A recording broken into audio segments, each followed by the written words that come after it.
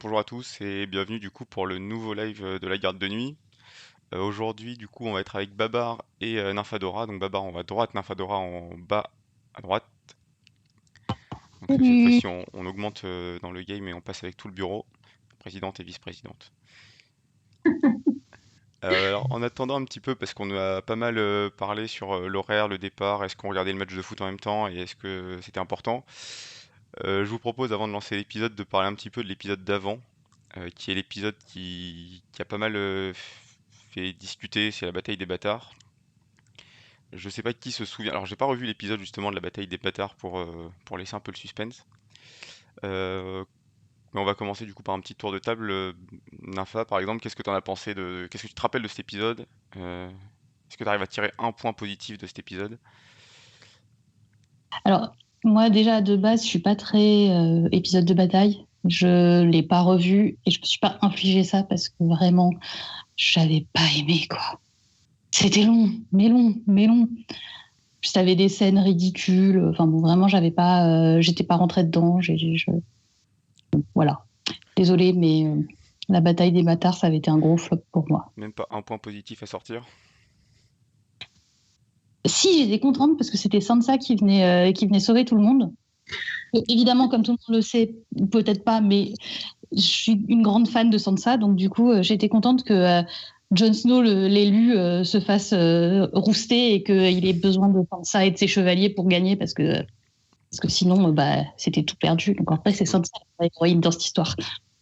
On pourra parler de l'aspect stratégique de Sansa qui cache les chevaliers à Jon pour le suspense. Parce que c'est quand même vachement mieux de pas dire que t'as des alliés avant de partir à la guerre, quoi. C'est quand même plus sympa de les cacher au début. Non, mais Non, mais ils sont pas très très malins, hein. Tu sais, ils savent même pas courir en diagonale, donc bon, à un moment. Oui, oui, c'est vrai que c'est aussi j'avais oublié, tiens, c'est vrai que c'est l'épisode où il aurait peut-être pu zigzaguer un petit peu. Mais l'acteur d'ailleurs s'en était un peu moqué, je crois qu'il avait fait un message ou un tweet en mode moi aussi j'aurais bien voulu zigzaguer mais j'avais pas le droit ou je sais plus quoi. C'est un peu triste quand les alors acteurs se moquent de leur personnage. après, pour sa défense, en vrai, je pense que quand tu es dans une situation de stress comme ça, tu penses pas forcément à des trucs logiques. Tu vois. Et puis tu peux te dire, si je vais à droite, ça se trouve, il a anticipé tout ça. Donc voilà, non, mais je sais que c'était hyper mal fait. De toute façon, ce genre de scène, il y a un peu la même dans Prometheus où les Oui, nanas, enfin les gens courent tout droit alors que le vaisseau s'écrase sur eux. C'est exactement le même type de scène. Tu dis, mais je sais pas, va à droite. Mais ça gâche c'est vrai une que c'est pareil dans Prometheus, scène. c'est encore plus ridicule parce que un pas à droite et c'était sauvé à coup sûr quoi, il y a pas quelqu'un qui vise derrière. C'est vrai. Mais après, le vaisseau peut s'écraser à côté de toi. Je sais pas pour ceux qui nous regardent si vous avez un bon souvenir de cet épisode ou pas. Moi j'avais trouvé que bon, stratégiquement c'est n'importe quoi, la bataille est beaucoup trop longue, mais il y a l'effet étouffement de John petit à petit sous les cadavres où on voit la pile de cadavres. Alors c'est ridicule d'avoir une telle pile de cadavres, mais on se sent oppressé. Je sais pas comment, au niveau de la réalisation, comment ils ont réussi à faire ça, mais on se sent vraiment oppressé. Et petit à petit, on a l'impression de tomber avec lui au fond de la fosse, quoi. Ouais, c'est vrai qu'ils arrivaient. En général, ils essayent d'avoir des batailles à hauteur d'homme Ouais, et ça, les caméras vraiment dans la bataille. Ils sont pas en survol, ils sont vraiment dedans à hauteur de regard. Et c'est vrai que c'est une façon de mettre le spectateur en plein cœur de l'action. il y Et a des gens qui aiment peut-être pas trop ça. c'est oppressant d'une certaine façon, puis de temps en temps, ça donne un peu le tournis, mais d'un autre Ouais. côté, ça évite de mettre trop de figurants, parce que au moins comme ça remplit à peu près les plans en étant avec peu de monde et peu de budget. Donc c'est aussi un moyen un peu à bas budget de faire de la bataille. Alors, Ouais, et puis il y a un aspect aussi plus d'implication du personnage. On a vu que dans les lives d'avant que ça avait été à l'origine, donc pendant la bataille de la Nera, que ça avait été un choix de réalisation de faire à hauteur d'homme pour des raisons budgétaires, mais qu'ensuite ça avait été vraiment un choix pris et assumé. Et d'ailleurs, c'est un choix qu'on trouve ailleurs dans les films. 1917, par exemple, le film qui est sorti l'année dernière, je crois, a aussi ce parti pris où en fait on essaie de faire ressentir viscéralement ce qu'une bataille. Alors évidemment, bon, l'aspect réaliste, on le mettra de côté. Mais voilà, l'oppression est plutôt pas mal, enfin, plutôt bien rendue. Et il y a aussi une thématique avec cet épisode qui est mis en place, c'est on essaye de refaire mourir Jon Snow, en fait, sous les cadavres. Et de lui réoffrir une nouvelle renaissance, en fait, quand il est tiré comme ça je sais plus s'il est tiré ou s'il sort de lui-même de cette pile de cadavres. Il y a aussi cette thématique-là, et je pense qu'elle est à mettre en parallèle aussi avec, vous savez, quand, je crois que c'est saison 3, quand Daenerys est entourée par tous les esclaves qu'elle vient de libérer de Yunkai, où pareil, tu as une espèce de cercle, en fait, autour d'elle, mais sauf que c'est un cercle qui la porte, elle est portée. Alors que Jon, il redescend plutôt vers les morts, quoi.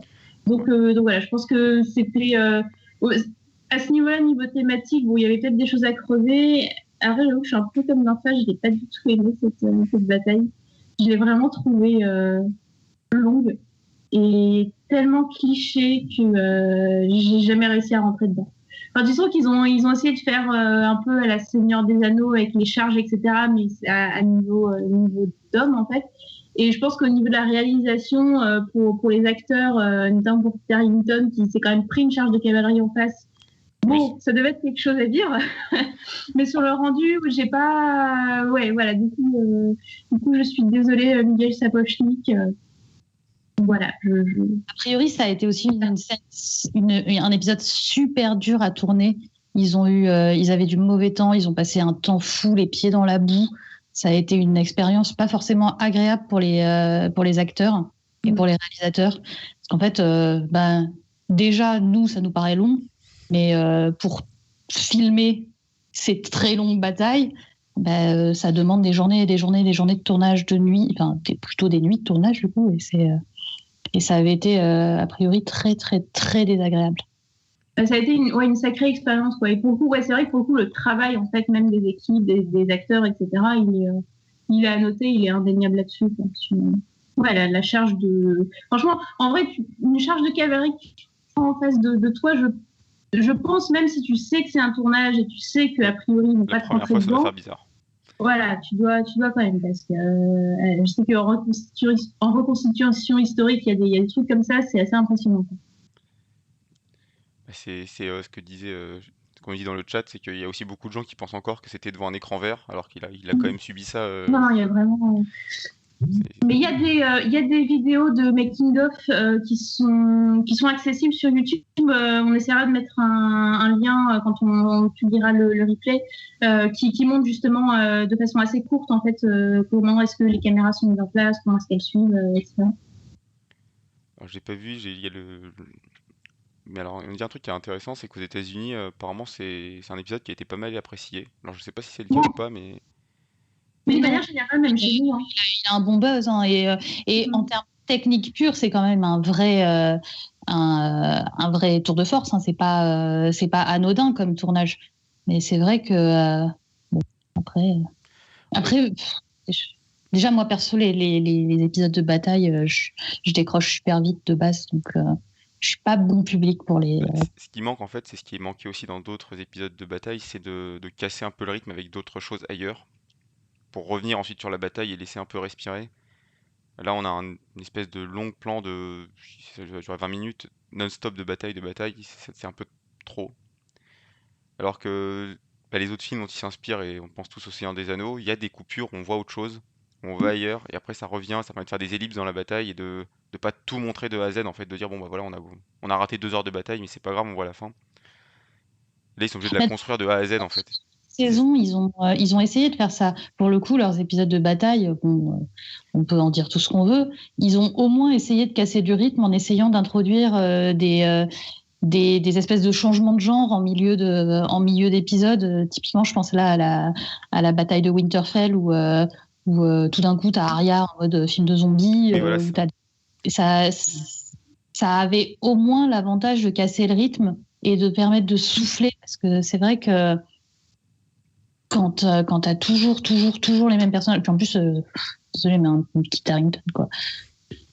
Enfin, Kit Harington, quoi, voilà. Un épisode entier avec juste Kit Harington, déjà, moi, je partais pas gagnante. Hein. Non, mais la charge de cavalerie, on le voit de dos, c'est... Bref, vous avez compris, merci de pas avoir voté pour celui-là quand même en premier épisode. Alors, on aurait quand même trouvé des choses à dire, je pense. Ouais, mais ça aurait été très long, quoi. Même sur les inspirations historiques, j'aurais pu meubler. Ne vous inquiétez pas. Non, mais ça, tu peux meubler sur n'importe quel épisode avec les inspirations historiques. C'est pas un challenge, quoi. Remarque intéressante de Chris, c'est que c'est une première bataille sans siège. Il n'y a pas de forteresse, c'est vraiment... Alors, j'enlève la bataille avec Stannis, qui n'en est pas une, mais c'est vrai que c'est Bah, elle est en luxe. Elle en évite. Là, on voit une bataille pas... Bon, ça leur évite de mettre des mecs devant les murets au lieu de les mettre dessus. Mais du coup, la première et... Bah, c'est pas la dernière parce qu'il y a encore l'attaque du convoi dans la saison 8. Non, Vas-y, Babar, sur les inspirations historiques, on nous dit. Sur Babar, la on t'écoute, bataille il des te reste 5 bâtards. minutes après. L'épisode étant long, va pas falloir traîner trop. D'accord, en 5 minutes. En gros, alors les réalisateurs disent s'être inspirés de la bataille de Cannes, qui est une bataille de la Seconde Guerre punique. Donc on est en 170 avant Jésus-Christ. Alors, je sais pas, non, c'est pas, enfin, à peu près ça, quoi. En gros, c'est le 2e siècle avant Jésus-Christ, où Hannibal, en fait, met effectivement ses troupes en demi-cercle, comme ça, pour entourer les Romains et les couper par derrière, en fait, pour les entourer, etc. Et simplement, ce qui est rajouté là par rapport à la stratégie, entre guillemets, historique, c'est qu'il y a la charge de cavalerie qui arrive par Sansa, qui pour le coup est un gros cliché, mais alors qui arrive très très mal sur une série qui se veut réaliste, parce que tu cherches pas un truc où il y a plein de mêlées, où tu vas renverser à peu près tes alliés et tes ennemis en même temps. Là où ça marchait bien pour le gouffre d'Hélène, c'est qu'il y avait que des orques, là où il y avait les charges de cavalerie à peu près. Et aussi les réalisateurs ont dit s'être inspirés des batailles de la guerre de sécession américaine, avec l'aspect mort et l'aspect l'empilement de cadavres.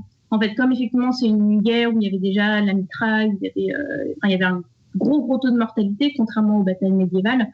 Voilà, c'est cet aspect un peu sale, boueux, avec beaucoup de morts qui s'en est ressenti. Parfait, ça tient dans les délais. C'est nickel, merci Voilà.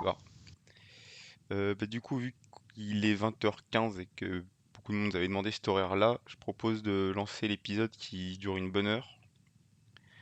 Avec le petit compte à rebours, tu mets le... Je vous dirai un go pour ceux qui ne ont un fait Babar et pour les autres le petit comme d'habitude. Ah, du coup, simplement pour préciser, oui, pour ceux qui nous suivraient pour la première fois, en fait, on ne diffuse pas en direct l'épisode parce qu'on n'a toujours pas les droits. Mais il y aura des captures d'écran sur le live pour suivre en fait Go pour l'épisode. différentes étapes. Hop là, go, c'est bon. Ouais, c'est parfait. Ouais, Et voilà. Alors, le générique. j'ai oublié de prévenir, il n'y a pas de previously si certains ont une version avec. Alors, attends, Vous pourrez la une seconde, sauter. j'ai un technique. Bougez pas. Désolé. Ah, oubliez-moi. On a perdu une info, voilà, totalement. Dès le générique, c'est un peu triste. Un peu, ouais. Ouais. Mais vous m'entendez, c'est déjà ça? On t'entend Oui, toujours, on t'inquiète pas. t'entend. J'ai tout masqué, tu peux faire ce que tu veux, Nympha. Le côté technique et la garde de nuit qui vont Et, ici. on est encore un peu amateur dans toute cette affaire. Non, voilà, ça y est. Ça y est, je suis sur le générique. Ah, J'aurais- bon, ouais. Je suis du retard sur vous. Mais pour la petite histoire, dans le générique, du coup, on fait bien suite à la bataille des bâtards. Il y a un loup blanc qui apparaît à Winterfell. Et ce n'est pas le loup-garou gris des Stark, c'est bien un loup blanc pour Jon Snow. J'avais pas fait attention. Bah, tu vois, on en apprend tous les jours. Par contre, on a Dorne, où, mais ça, c'était déjà dès la saison 5, où ils ont même pas pris la peine, en fait, de nommer l'Ancélion ou les jardins aquatiques ou quoi que ce soit. On a la péninsule, ça arrive juste après Mérine. Ils arrivent à la péninsule de Dorne, là, voilà. Et en fait, il est marqué Dorne avec la lance et le serpent qui tourne autour. Mais on a vraiment, là, pour le coup, le nom de la région, quoi. Avec, je trouve que ça c'est un peu Ils ont abandonné de toute façon cet arc. du souci de cette adaptation. À ce moment-là, il est déjà abandonné en fait. Voilà. En même temps, est-ce qu'ils ont vraiment jamais mis le moindre intérêt dans Dorne? Enfin, ils ont abandonné dès le début, c'est pas possible. Ouais, j'aime à croire qu'eux avaient envie quand même, mais on aime se faire du mal, oui, on aime se faire du mal, que veux-tu. On a la sonnerie, là, la cloche qui sonne. Alors c'est intéressant parce que c'est une sonnerie qui ressemble à un glas. Donc la façon dont les cloches en fait d'église normalement sonnent pour annoncer les décès ou les mauvaises nouvelles et là c'est simplement on sonne pour la convocation du tribunal. Mais c'est un glas, ça sonne à intervalles réguliers, de façon sobre et sombre. Et on n'a pas de musique, on a juste la cloche en fait qui vient rythmer et pour ralentir. En fait, c'est un peu comme si dès le départ de l'épisode on ralentit le temps avant l'intervention de la musique. Globalement, Et alors là, je sais pas quel vous avez de souvenir de ce début d'épisode, mais à partir du moment où il y a eu les notes de piano, tout de suite, alors on n'a jamais vraiment eu de piano, je crois qu'on n'a jamais eu de piano sur... voilà, c'est la première fois qu'il y a du piano. En fait, Djawadi, à ce moment-là, commençait à travailler sur Westworld. Et sur Westworld, il y a énormément de piano. Donc, il y a probablement une influence de son travail sur Westworld qui s'est ressentie dans son travail sur Light of the Seven. Mais c'est la première fois où il utilise aussi le piano. Et c'est vrai que c'est une vraie rupture sur tout le reste de la série. En fait, Light of the Seven, c'est vraiment une fulgurance au milieu de thèmes qui, généralement, sont construits de manière très répétitive. Il va y avoir le thème des Stark, le thème des Lannister, et puis après on va faire des valises avec. On va prendre des bouts de thème, d'autres bouts de thème, et du coup on en refait le thème d'un autre personnage à partir de ces petits thèmes valises. Alors que Light of pour la musique de film en fait. Mais c'est vrai que là il casse ce principe qui est très connu en fait, de dire on prend des thèmes pour chaque personnage, chaque émotion, chaque événement, et puis on mixe tout ça comme ça nous arrange. En plus, c'est sur le format sériel, et sur une énorme entreprise comme Game of Thrones, c'est d'autant plus nécessaire que, en fait, en général, les scènes sont montées avant que le compositeur de la musique apparaisse. Et donc, en fait, en général, les scènes sont montées sur une autre musique. Ça peut être un autre film ou alors une musique d'une des saisons d'avant. On appelle ça la theme music. Et en fait, donc du coup, il y a tout le rythme musical qui est déjà défini par le montage qui a été décidé. Et la BO, elle arrive après comme la cerise sur le gâteau. Mais donc du coup, forcément, le compositeur va être influencé par la theme music initiale. Et du coup, ça crée un espèce de cadre un peu contraint qui a ses praticités, hein, parce que c'est utilisé sur plein de films aussi.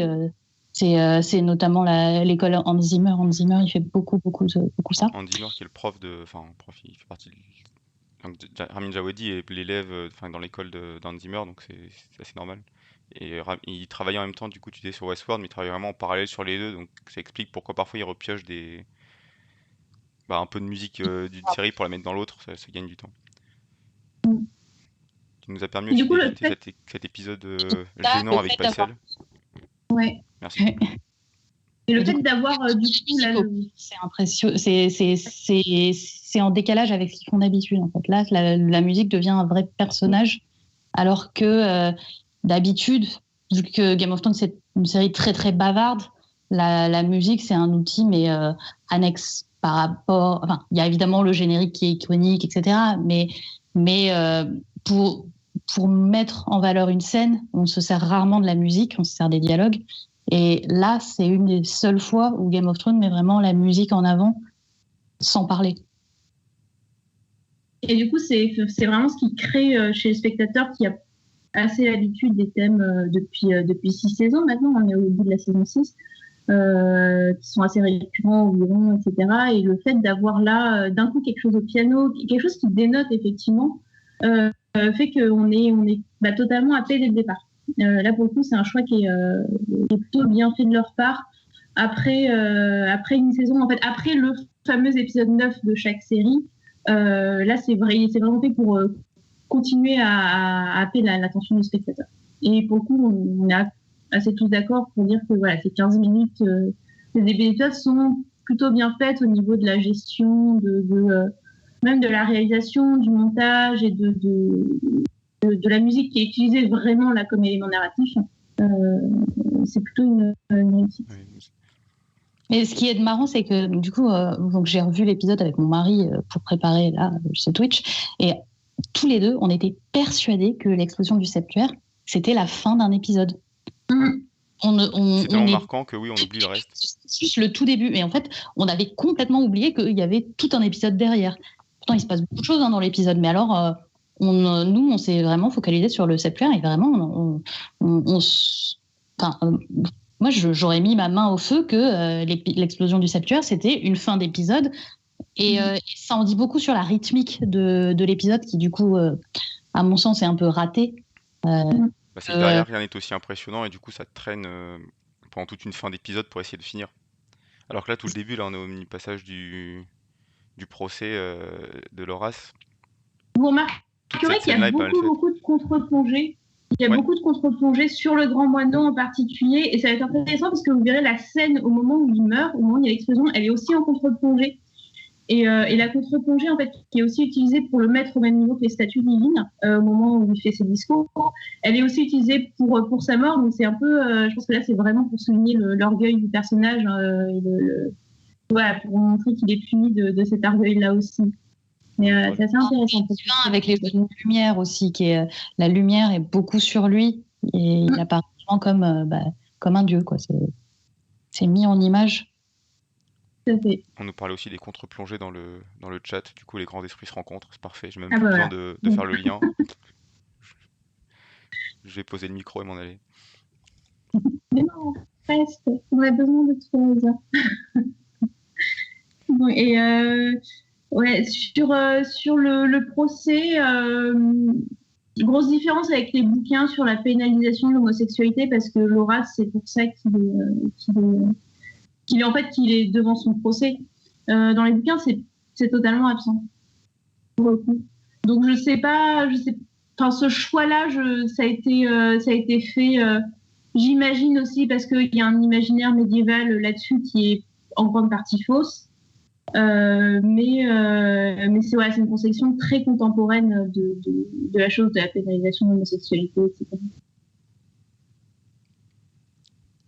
Après, même dans les bouquins, l'homosexualité de Laura, c'est pas non plus complètement acceptée. Elle est cachée. Oui, elle est mise de côté, mais disons que c'est pas quelque chose qui est pénalisé. C'est en mode sujet soit de moquerie, soit de c'est bon, il finira par se ranger, tu vois. Donc voilà. Mais si on veut l'attaquer, ça peut être un arc narratif sur lequel il peut être assez vite attaqué aussi dans les bouquins. Là, aux dernières nouvelles, il était dans une situation assez embarrassante. Voilà. A priori, on va dire comme ça. Ne devrait pas trop avoir de soucis à ce niveau-là. Mais... Non, mais ça va être intéressant dans les bouquins de voir ce qui va devenir, si ce qu'on sait de lui est vrai ou pas, etc. Alors, par contre, il y a tout cet épisode tourne autour pas mal des enfants, là, des oisillons, qui ont repris l'idée des oisillons, Varys qui retourne à Qyburn. Je trouve c'est étonnant que les oisillons passent de l'un à l'autre aussi facilement. Facilité scénaristique, je pense. Ouais, et puis je pense qu'ils ont aimé l'épilogue de Dance et ils ont voulu y faire une référence, mais comme on n'avait pas Kevan, on n'avait pas toute la complexité derrière, ils se sont dit allez, on va s'en servir, mais sans le faire, quoi. C'est un espèce de parallèle. Mais d'ailleurs, le dialogue, c'est pas un dialogue, mais disons qu'il y a des phrases que dit Varys à Kevan qui sont copiées-collées dans la série. Vous ne méritez pas de mourir dans ce lieu si sombre, en étant seul, etc. Oui, C'est beaucoup, oui. c'est vraiment une Après, retransposition directe. c'est assez classique dans les adaptations de reprendre des phrases d'un personnage pour les donner à Ouais. quelqu'un d'autre et faire des clins d'œil. Bah, ils le font pas mal, ils l'avaient fait pas mal dans les premières saisons. Là, bon, on n'a plus vraiment les bouquins, donc voilà, donc c'est rigolo de voir Ouais, c'est vrai. réapparaître comme ça ce genre de dialogue. Euh, sur l'utilisation des enfants, je trouve qu'on joue aussi un peu avec les codes de l'horreur. Il n'y a pas que les enfants, mais bon, on sait que les enfants sont un élément qui est pas mal utilisé dans les films d'horreur en tant qu'assassin ou quoi que ce soit. Mais il y a aussi tout le parcours de Lancel là, qui court dans les couloirs, qui se resserre de plus en plus, et on joue sur l'aspect claustrophobie aussi que je trouve un petit peu dans les films d'horreur. C'est bon, c'est très très léger, hein, mais je trouve ça assez intéressant de jouer sur ce genre de code-là. Par contre, c'est ce qu'on nous dit aussi dans le chat, c'est que Lancel qui suit l'enfant dans les couloirs, c'est pas très logique du tout parce qu'il doit aller chercher Cersei. Et puis, quel intérêt de l'amener pile à l'endroit où il peut arrêter absolument tout? Genre au lieu de. Enfin, à la place de Cersei, ce serait justement de l'envoyer le plus loin possible pour pas qu'il puisse arrêter le massacre. Donc la scène est pas mal et ça permet encore une fois de se débarrasser d'un personnage, mais la logique. Je pense que là, la logique interne n'est pas du tout prise en compte. On est plus sur une. Faut que ça soit joli là. Les 15 premières minutes. Ouais, ou sur on prend en compte plus le spectateur en fait pour lui montrer ce qui arrive. Étant donné que, enfin, c'est sûr que même tu vois s'il arrive à souffler les bougies, quand tu souffles pas une bougie sur une feu grégeois, ça peut de toute façon prendre feu. Quoi. Mais non, je pense que là, c'est vraiment fait pour le spectateur. En fait, c'est une façon de montrer effectivement ce qui arrive, mais c'est une façon maladroite de le montrer parce que ça ne peut pas arriver. C'est uniquement symbolique ou de l'exposition. En oubliant, elles auraient pu le montrer autrement en montrant je sais pas, justement les enfants qui vont allumer les bougies comment Qyburn qui prépare les feux grégeois en avance. Je sais pas, il y a peut-être moyen de Ouais, faire mais je mieux que pense ça. que alors le fait de choisir Lancel, justement, ça montre qu'il y a ils essayent de jouer sur le fait qu'il y a peut-être un espoir et c'est pour le souffler à la fin. Pour moi, c'est mieux fait par toute l'intrigue autour de Marjorie. Marjorie qui est du coup celle qui comprend et celle que si on l'écoutait, peut-être qu'on pourrait s'en sortir. Et évidemment, personne ne l'écoute. Mais du coup, celle qui comprend un peu trop tard. Et je trouve que cet espoir et cette montée en tension, elle est mieux faite en se servant de Marjorie que tout le truc là, qui est effectivement assez artificiel avec. Alors petit aparté, je suis un peu perdu sur les captures d'écran là, donc ne suivez pas trop ce que je fais. Je vais me rattraper, pas de problème. Dans la micro. Mais après, l'aspect un peu symbolique, et on pense au spectateur chez Sapochnik, en fait, c'est quelque chose qu'on retrouve dans ces batailles. On parlait du fait que il y avait le cercle qui étouffait John là, dans la bataille des bâtards, sur lequel il arrivait à s'extirper. Et dans les deux batailles de la saison 8 qu'il dirige, donc Talon-Nuit et les cloches, on retrouvera des éléments un peu symboliques, visuels, en fait, qui pensent au spectateur avant de penser à la logique interne. Typiquement la charge des Dothraki sous le feu, etc., qui d'un point de vue stratégique n'a juste aucun sens. D'un point de vue visuel et sur on souffle l'espoir d'une victoire facile, c'est plutôt bien fait, mais voilà, là on est, je trouve, dans cette logique-là. Mais on rappelle que ça est showrunner de la future House of the Dragons, donc ça promet pour les batailles à d'autres dragons.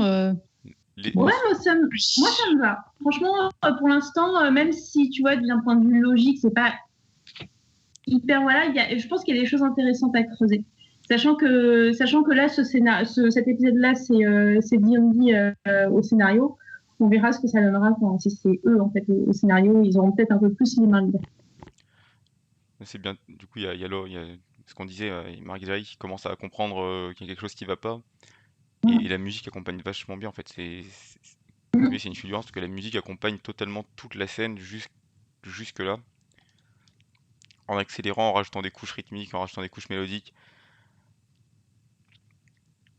Oui, non, mais Voilà. je Et pense alors que du coup c'est la l'un des passages musicaux de toute la série. Enfin, moi, en tout cas, à mes yeux,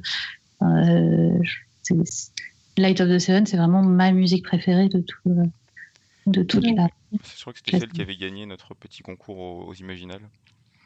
C'était Light of the Seven. On avait fait un sondage aussi dans un article de Chris, et il me semble que c'est aussi Light of the Seven qui avait gagné. Et là ça fait Ouais, bim bam boum. on remettra l'article de Chris aussi sur le replay, je pense. Et du coup, tous les aspects musicaux, etc., sont aussi bien décrits. Ah, Septa, une est là. Si vous en êtes là. Ouais, non, j'ai repris le fil sur les captures d'écran, c'est bon. D'accord. Je suis légèrement en retard sur vous, mais Et le petit sourire de Cersei qui voilà, a réussi son coup. la vengeance, C'est ce que disait un plat qui se mange froid. Ouais, c'est ça. Chris, Mais justement, c'est que alors, ça permet aussi de se débarrasser de plein de personnages cet épisode. Hein. c'est ça, et je pense qu'on pourra largement en discuter à la fin de l'épisode. C'est une façon très simpliste de se débarrasser de personnages. Parce que là, on entre typiquement avec cet épisode-là, on entre dans l'arc, dans la ligne finale en fait de la série. Donc il faut vraiment élaguer les trucs.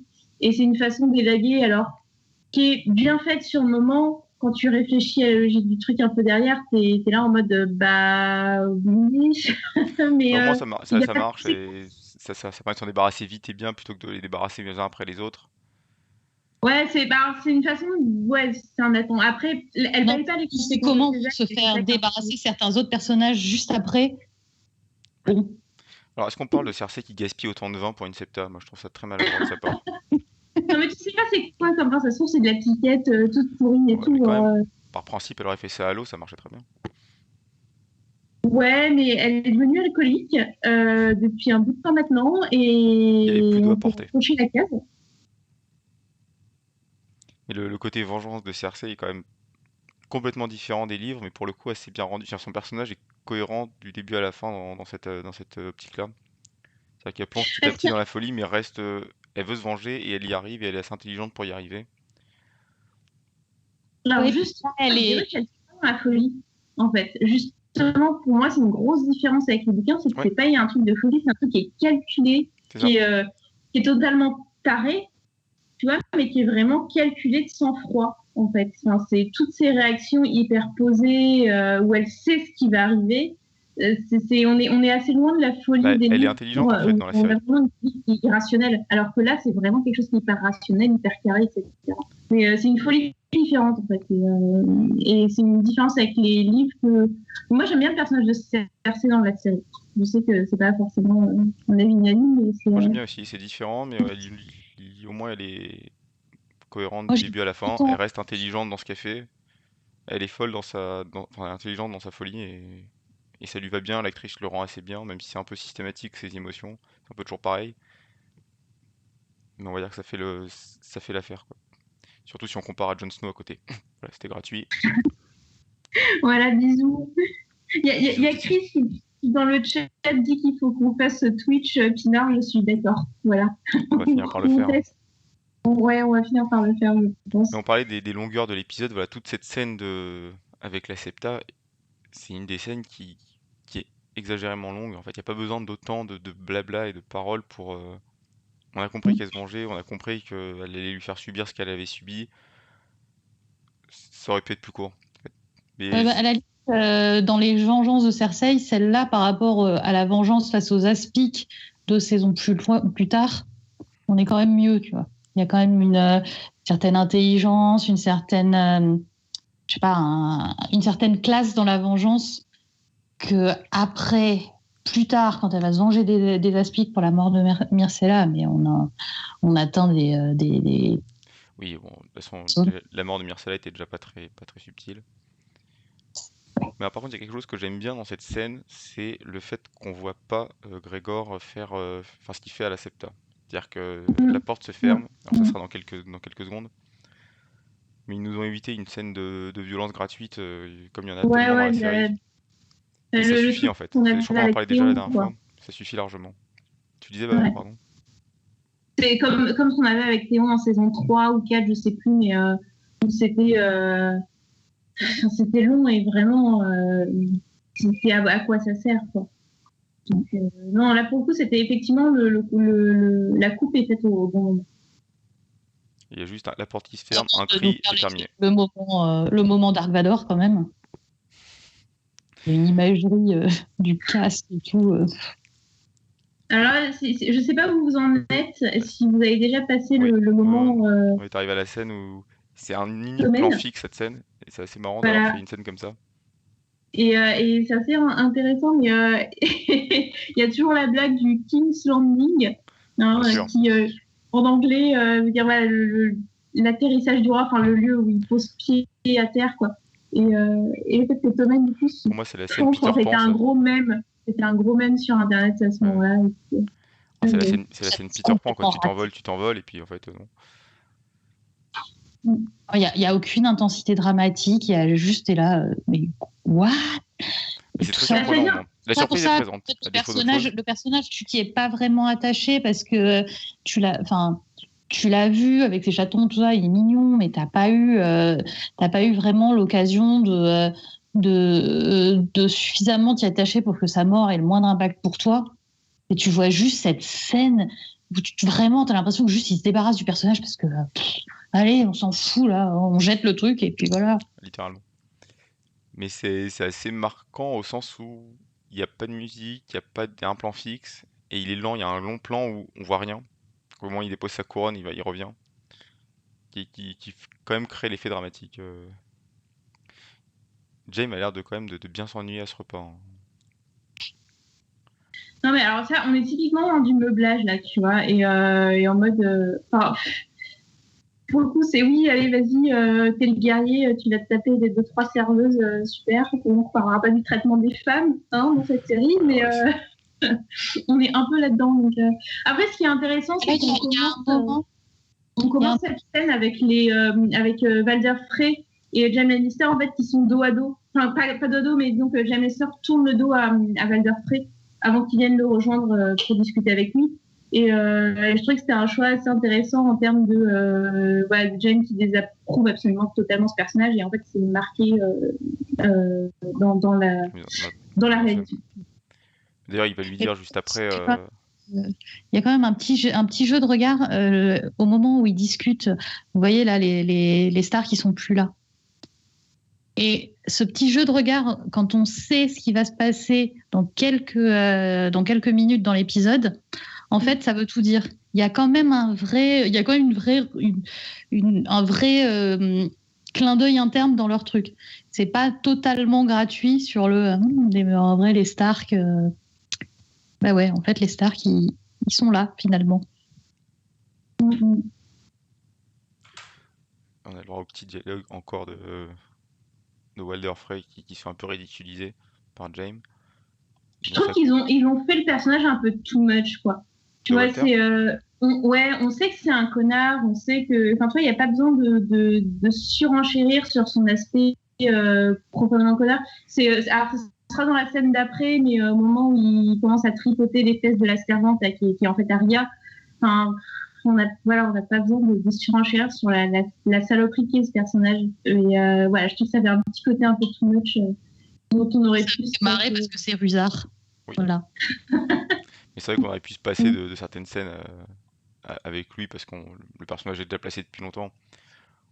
On parlait tout à l'heure de Tommen. Alors moi, je trouve que la mise en scène pour sa mort est pas mal, mais tout le personnage avant est pas assez construit. Et puis l'acteur change du fait que c'est un acteur jeune. On l'a changé plusieurs fois. On a du mal à s'attacher à ce roi-là qui en fait sert pas à grand-chose et donc il disparaît comme il est apparu.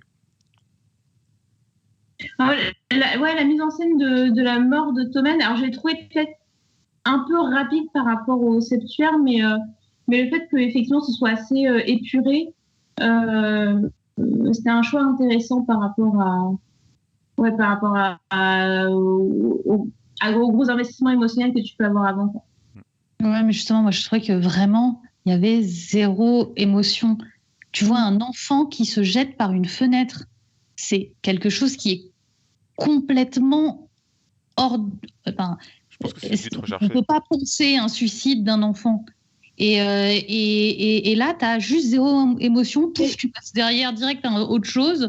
Et c'est plus vraiment un enfant, en fait. Enfin, c'est justement ça arrive au fait qu'il était jeune, mais que voilà, il est plus. C'est plus vraiment un enfant, et puis même l'acteur, ils l'ont vieilli par rapport à celui qui est dans les livres. J'ai une petite question pour Chris dans le chat qui nous parle du dialogue du brocoli. J'ai pas du tout la référence. Si quelqu'un sait de quoi il me parle. Il n'y a pas le dialogue du brocoli, c'est pour ça qu'on est moins empathique. Non, c'est la betterave alors. Ah, mais oui, c'est la betterave. C'est parce que Tommen n'aime pas les betteraves et donc du coup, il veut rendre les betteraves illégales. Oui, mais c'est pas des brocolis du coup. Changement de légumes et je suis perdu. Désolé. Et pareil, au début, à vrai, on le voyait avec ses chatons, c'était tout mignon, mais apparemment, ils avaient des gros problèmes à filmer les scènes avec les chats. C'était l'enfer parce que vous n'êtes pas sans savoir qu'un chat à dresser, c'est compliqué. Enfin, ça, et donc, du coup, l'actrice qui joue Marjorie disait non, mais c'était ridicule. On a fait une scène avec les chats et c'était on ne pouvait pas avoir le chat à l'endroit où il fallait. On a dû retourner la scène 10 fois juste à cause du chat. Voilà, donc ce qui est un truc trop choupi pour Tommen dans les livres, là c'est difficile à rendre en série, voilà, c'est ça. Voilà. Donc avec les chiens loups, c'était plus facile. Là, ils auraient réfléchi 2 secondes, ils auraient pris un chiot à la place d'un chaton et puis ça marchait, tu vois. Mais c'est moins mignon. On a eu droit à un petit débat de Cersei qui dit brûlez-le et libérez ses cendres. C'est quand même encore la thématique Cersei Targaryen, quoi. Enfin, même si c'est pas une Targaryen, mais le côté qu'elle aime le feu, tout ça. Ah oui. Et puis l'aspect totalement désincarné. Cersei a son balcon aussi et qui regarde Port-Réal brûler. C'est quand même vraiment une image qui a été reprise pour la bataille de Port-Réal. Enfin, là, pour le coup, Cersei et son balcon qui boit et là qui sourit. Oui. Quand elle se décompose quelques temps plus tard, il y a vraiment un jeu de miroir qui est très bien mis en place aussi.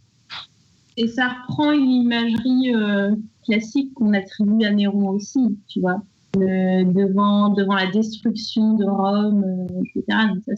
Donc ça c'est clairement, ça fait appel à des références de l'imaginaire commun. Un chat n'a pas de maître, uniquement des serviteurs. Hein ? On nous dit un chat n'a pas de maître, uniquement des serviteurs. Ouais, ça résume bien le problème. Ouais. C'est vrai.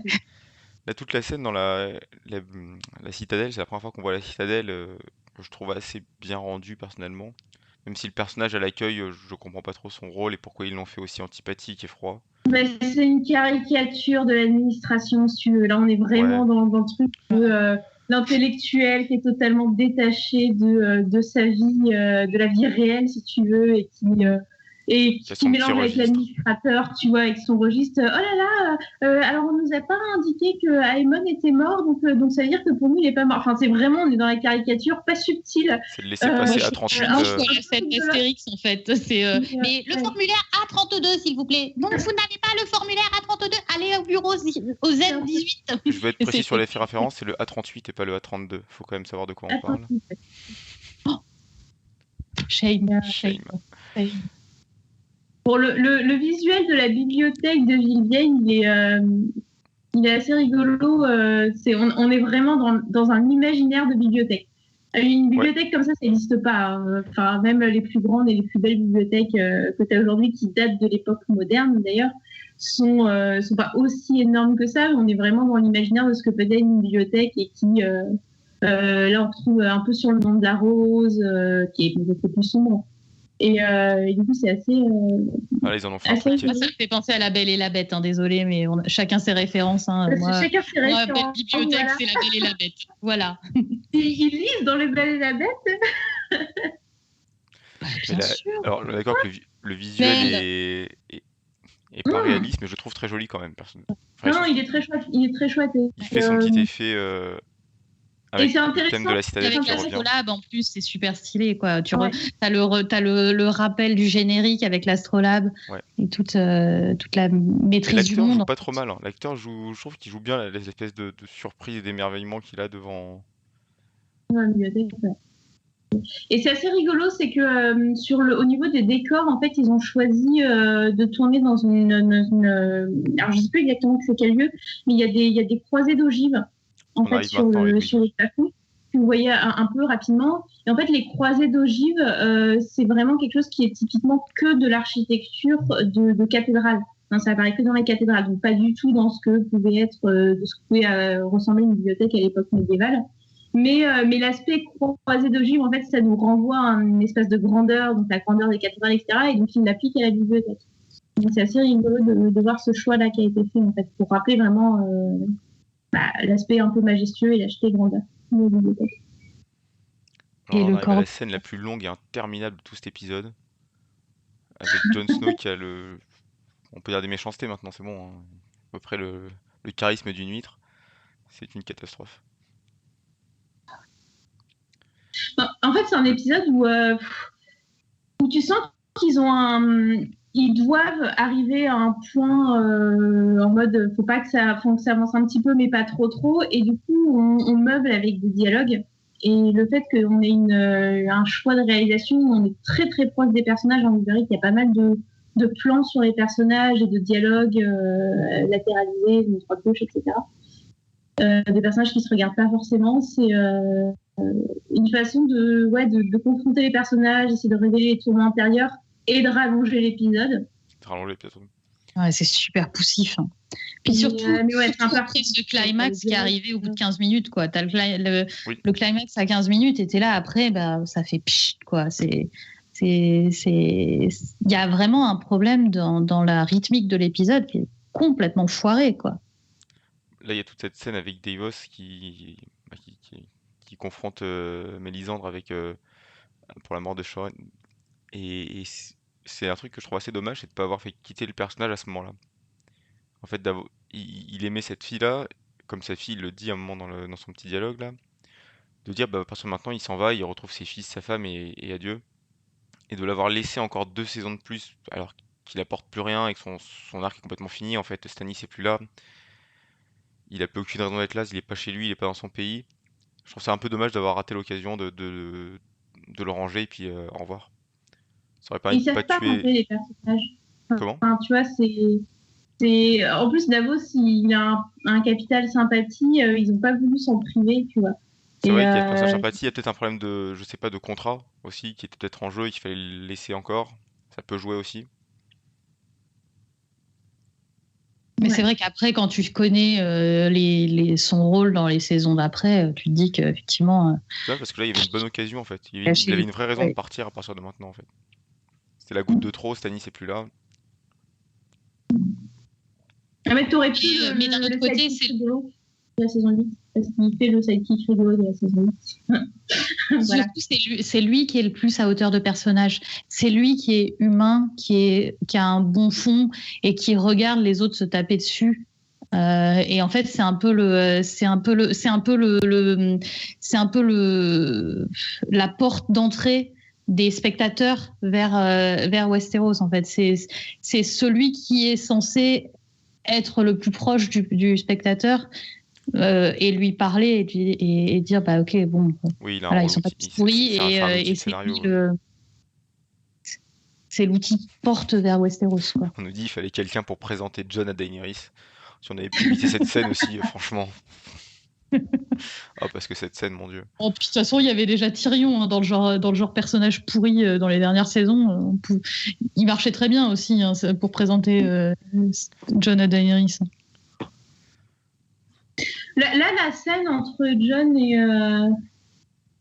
et Sansa, bon, les dialogues sont un peu creux, mais de toute façon, là, depuis.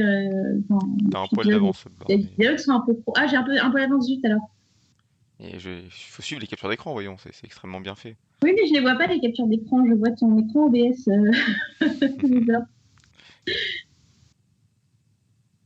Mais ouais, voilà, t'as un jeu avec les personnages qui sont au rempart et qui sont séparés par un merlon de rempart.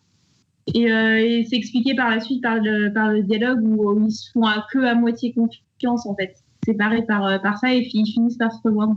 C'est un peu... Ouais, c'est pas super subtil, mais ça fait l'effort, quoi. Ouais, ouais, ça fait le taf. Ça fait le taf. Disons que, ouais, Non, puis c'est ça ça qu'il permet arrive à aussi voir. de matérialiser toute l'évolution des deux personnages, quoi. Lui qui est parti bâtard et, euh, et qui revient régal pendant que elle est partie saleté d'adolescente qu'il détestait et finalement, bah, ils, ils reviennent, ils sont quand même frères et sœurs, mine de rien. Alors certes, ils se font pas vraiment confiance, mais ils s'acceptent, Mais il s'accepte, ce c'est qui est possible quand pour même personne, hein, une évolution.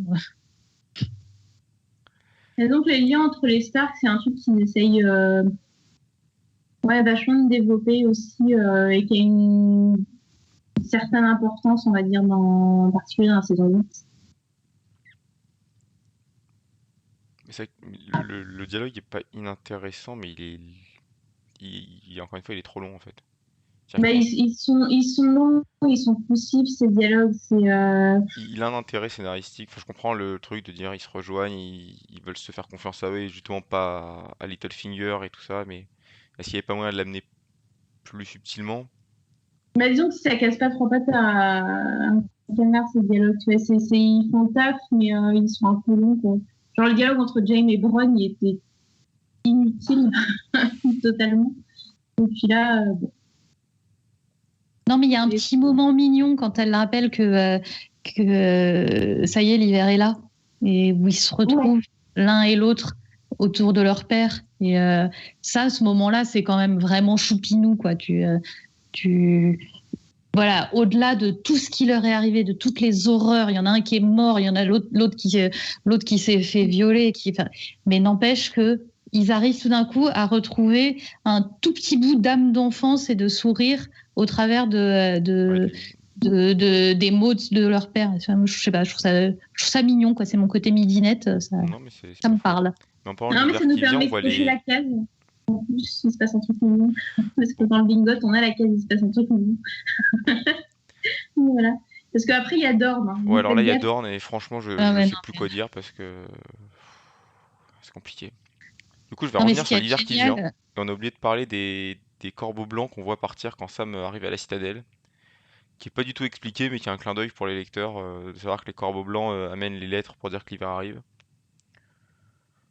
Voilà, c'est gratuit dans la série, ça fait joli, mais quand tu sais de quoi c'est un petit clin d'œil que je trouve sympa en fait. c'est sûr que c'est plus sympa que Dorn, quoi. Mais c'est génial, c'est que les actrices qui disent qu'elles ont essayé de créer chacune une personnalité pour leur aspic et que les réalisateurs eux-mêmes, ils disent qu'ils les ont pensées comme interchangeables. Bah, alors, cette scène-là, elle est typiquement, elle illustre typiquement ce que tu dis. Elles sont totalement interchangeables. Tu vois. Mais au moins, tu as ce côté un peu mesquin du tu peux te foutre de leur gueule avec Olenna, parce que, bon, bah, quand même, Diana Riggs, elle a quand même toujours une certaine classe, et elle se fout bien de leur gueule, alors t'es content, quoi, tu vois. Bah Diana Rigg fait de toute façon, c'est une des meilleures actrices qui a été cassée dans la série, je pense. Enfin, de mon point de vue, c'est une des meilleures. Alors, on nous dit que non, en fait, le coup des corbeaux blancs, c'est expliqué en saison 2. Merci Chris d'avoir une telle mémoire pour. De toute façon, après, au moment où, juste après, Sansa dit, bah, le corbeau blanc est arrivé, ça veut dire que l'hiver est Alors, arrivé, donc ils Varys l'ont qui quand arrive même. de nulle part et qui dit Fire and Blood, on en parle, on n'en parle pas, on fait Non, comme non, si on n'en c'était parle jamais pas. C'est les arrivé. porteurs. C'est les porteurs, parce que je crois que très peu de temps avant, il y a encore Amérine. Oui, oui, oui. Et téléporteur. Et, C'est vrai, c'est cette après, saison. le trouver là, bon, pourquoi pas, tu vois. Enfin, il Et exploite après une tout, pourquoi rancœur pas? qui existe dans le territoire, quoi. Mais bon, après, non, c'est hyper expédié et c'est coupé. Et c'est en mode, oui, alors le scénario veut que c'est ça, donc on fait ça, mais c'est très, très mal expliqué. Et en fait, on casse un peu toutes les tractations que tu pouvais avoir, qui étaient un peu le sel des premières saisons. On arrive directement au résultat, en fait. Et voilà, directement. Oui. Ce qui est marrant quand même dans cette série, c'est dans cette saison, c'est que quasiment toute la saison, on a le voyage de Sam qui met une saison entière pour arriver du nord au sud à la citadelle. Et pendant le même temps de saison, on a des personnages qui font 4 fois l'aller-retour en fait c'est dommage parce qu'il y a vraiment Sam qui fait le marqueur de Samuel qui fait le marqueur de combien de temps ça prend de faire la traversée du continent de haut en bas. C'est un peu dommage. Bon, j'essaye de meubler par-dessus le discours de Daenerys qui sert encore. Non, mais alors, Alors, Daenerys, Daenerys est habillée en gris, vous noterez, gris anthracite. Et alors, c'est une volonté des costumiers de lui redonner son aura de conquérante. Pareil, elle a retrouvé des décolletés comme elle avait du temps des Dothraki, donc quand elle était beaucoup plus conquérante. En fait, après, elle a toute cette période Mérinienne. reine de Mérine en blanc pour exprimer une certaine pureté et voilà ce côté mère des dragons.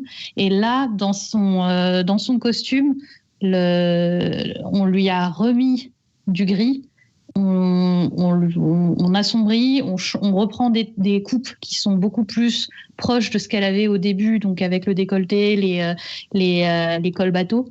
Et c'est pour annoncer que ça y est, Elle repart. elle repart. Elle repart en conquête. Et plus ça va aller, et plus elle aura des vêtements qui vont tirer vers le noir, vers la conquête, vers le pouvoir. les couleurs de sa maison aussi. Aussi, oui.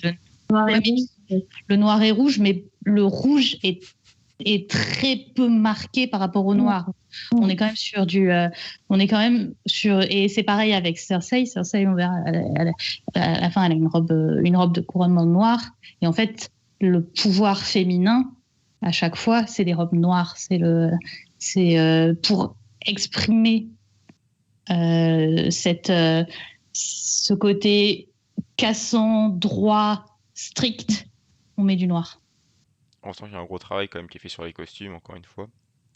Mm. Alors, il y a quelque chose qui est intéressant, au moins si on peut sauver quelque chose de cette scène, c'est, au-delà des costumes, c'est le fait qu'il se débarrasse d'un personnage sans le tuer.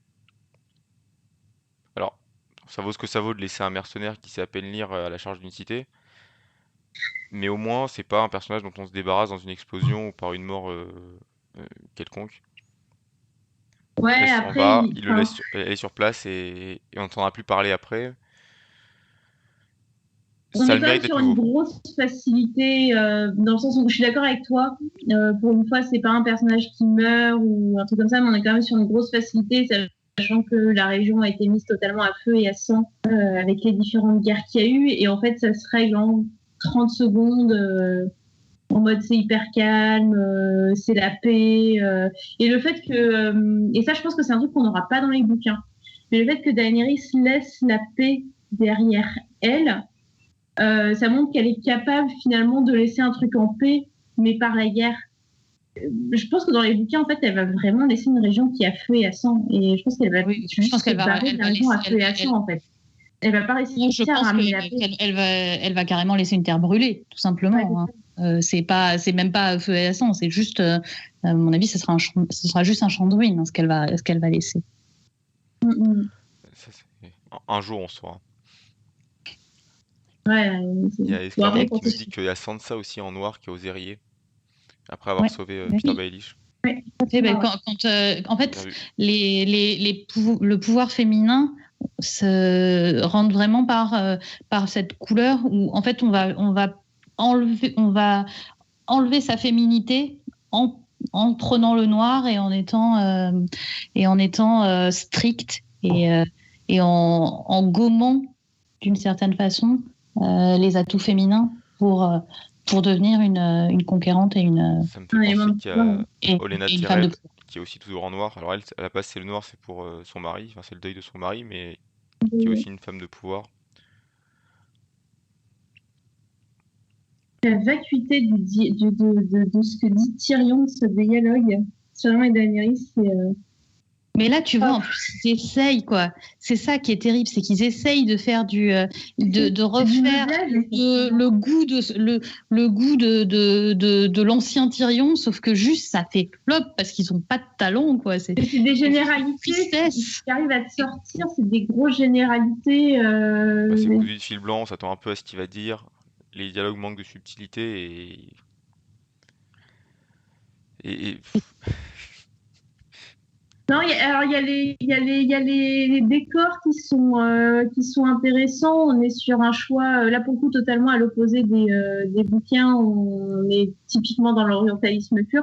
Là, on est un choix d'avoir un décor un peu Art Nouveau, assez épuré avec des lignes droites, etc., qui prend pas mal appui sur un imaginaire maya. Alors, je sais plus, il faudrait que je vous retrouve le nom de ils ont pris appui sur un décorateur et un architecte qui s'inspirent de l'histoire maya pour faire ces constructions. Je sais plus comment il s'appelle, mais voilà, on est vraiment dans un choix de faire quelque chose d'assez épuré et assez lumineux en fait sur ce choix-là. Et pour le coup, ça colle bien avec la mise en scène qui a totalement Daenerys, le peuple a totalement été écarté d'elle.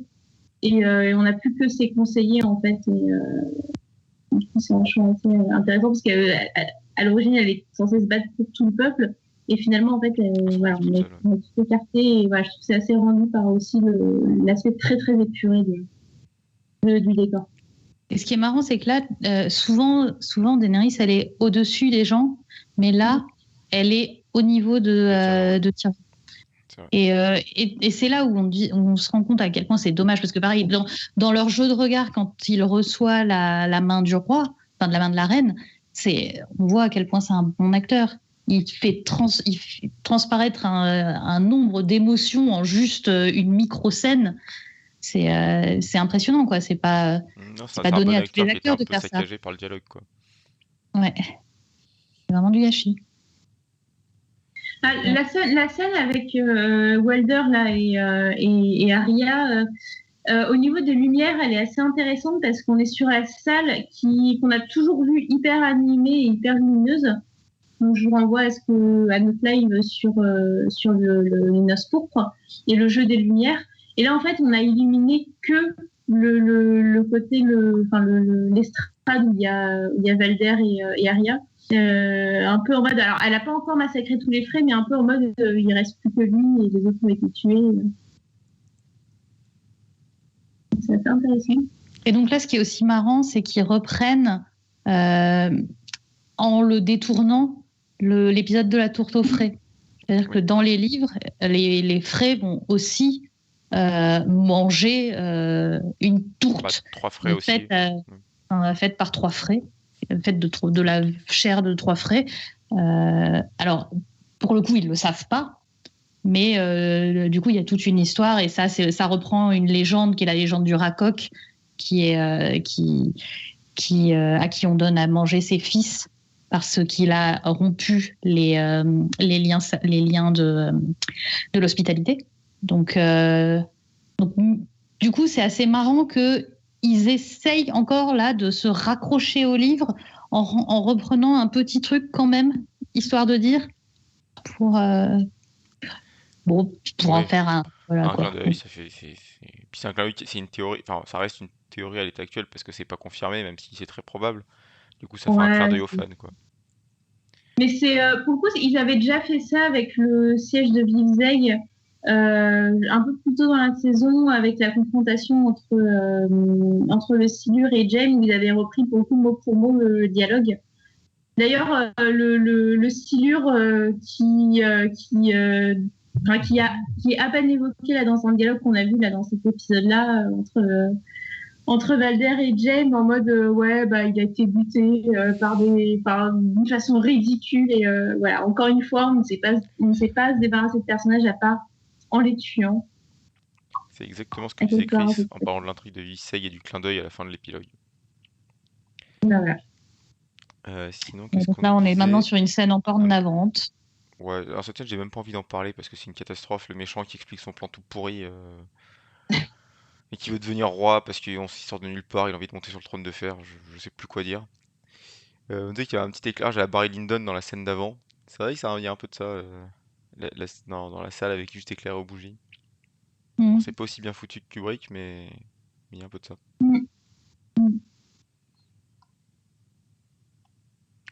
Ouais, non, qu'est-ce qu'il est devenu quand même? Enfin, c'est un maître comploteur qui finit à faire des plans à 3 francs. Et puis d'où elle vient son intérêt, enfin son ambition de monter sur le trône de fer? Enfin, pourquoi elle sort vraiment de nulle part? Parce qu'on a un personnage qui justement est à l'aise en complotant derrière et qui le dit très clairement. Et là, enfin, je sais pas, on est vraiment sur une caricature du personnage en mode, oh vas-y, c'est un comploteur, donc on essaye de faire comploteur.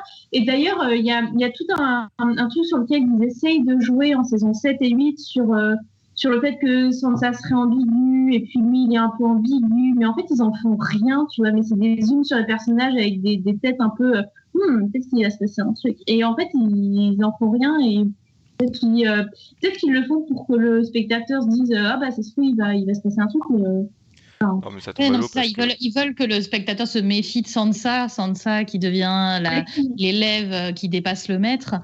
Et du coup, ils veulent mettre une ambiguïté entre elle et ses frères et sœurs, donc que ce soit là avec Jon Snow, alors que lui susurre à l'oreille que ça devrait être elle, la reine du Nord, et que Jon n'est qu'un bâtard. Puis plus tard, entre Arya et Sansa, pareil, il va y avoir une espèce de jeu ambigu, mais ça n'a aucun intérêt en fait. Enfin, ça n'a aucune finalité, ça n'a aucun intérêt, que ce soit pour la construction de personnages de Sansa, de Jon, d'Arya, de personne, quoi. C'est juste histoire de faire vivre Littlefinger, de faire genre il susurre à l'oreille de Sansa, alors qu'en plus il l'a vendu à Ramsay avant, ce qui déjà en soi est complètement absurde par rapport au Littlefinger qu'on connaît. Jamais de la vie Littlefinger n'irait vendre Sansa. C'est sa chose, c'est le trophée qui ressemble à Catelyn. Il est tellement malsain vis-à-vis d'elle. Jamais de la vie il la donnerait en mariage à quelqu'un. Enfin. Non, mais il perd un peu de l'intérêt de l'équipe. Mais là, c'est intéressant parce qu'on a quand même une petite phrase de quelques lignes qui explique que le mur empêche l'espèce de rencontre entre Benjen et Main-Froide, mais qui lui peut pas traverser le mur et que ça n'a pas fait que de glace, mais qu'il y a des sortilèges pour les... Il suffit d'une phrase ou deux pour le dire, et au moins c'est dit, quoi. Ça explique pourquoi ce personnage part. Alors il reviendra de façon absurde, mais au moins c'est bien de le faire partir comme ça. Et puis pour une fois, c'est pas si... Enfin, avoir fait de Main-Froide Benjen, pourquoi pas, quoi. C'est pas... Oui, bah, en plus c'est quelque chose que tout le monde a cru pendant très longtemps. Enfin, c'est ça. De toute façon, c'est une théorie des fans qui est assez classique, qui est assez bancale, mais qui reste très classique. Et du coup, pourquoi pas reprendre l'acteur qu'on connaît, jouer aussi du lien entre Bran et Benjen. Ça permet de créer un attachement de manière plus efficace et rapide. Oui. Donc, on arrive à la tour de la joie qui... Je dis ça pour ceux qui sont un petit peu en avance sur nous et qui ont du mal à se caler. Et alors là, ça me peut-être marrant. Vas-y, Babar. Ouais, le coup de la tour de la joie, c'est tellement maltraité par la suite. Tu vois, genre saison 8, le fait que Jon soit un héritier officiel, donc un Targaryen officiel parce que ses parents se sont mariés, ça ne sert strictement à rien en fait en saison 8. Ils n'ont pas le temps de développer cet arc-là. Du coup, ils essaient de faire vaguement un truc genre oh là là, on va douter de Daenerys de façon hyper artificielle, et oh là là, Varys envoie 2-3 lettres à droite à gauche, donc on n'a absolument plus de nouvelles, on ne sait pas ce qui se passe. Et en fait, là, dans la saison 6, saison 7, on est en train de développer un arc qui prend hyper du temps d'image, en mode Jon et un Targ, enfin Jon est le fils de Lyanna et Rhaegar, pour qu'au final, ça ne serve à que dalle. Donc on est, je trouve, vraiment dans du fan service. Alors je savais pas si à cette époque ils avaient déjà l'idée de rusher ça à fond, mais enfin c'est... L'histoire raconte que Martin les a choisis en leur posant la question qui sont les parents de Jon Snow. Du coup ils se sont peut-être sentis un peu obligés de le mettre à l'écran d'une façon ou d'une autre parce qu'il fallait l'ajouter. Ouais, Et en mais fait, en il y avait termes plus de temps. d'investissement de temps à l'écran par rapport à l'impact que ça peut avoir, on est quand même sur une disproportion assez phénoménale, je trouve. Alors, il y a un truc qui est un peu rigolo, c'est quand même que, je sais pas si vous avez vu, quand Ned rentre dans la salle, il pose l'épée. L'épée, en fait, c'est l'épée du matin. Et du coup, on voit le soleil, enfin, on voit l'étoile. Et c'est un rappel à la fameuse prophétie du prince qui fut promis. Comme ça, Alors, John ouais, naît, non. naît sous une étoile. Et donc, du coup, ils l'ont vraiment mis avec ce gros plan sur l'épée. Alors oui et non, parce que en fait, théoriquement, Arthur Dayne, en fait, Aube n'existe pas dans la série. Arthur Dayne se bat avec 2 épées.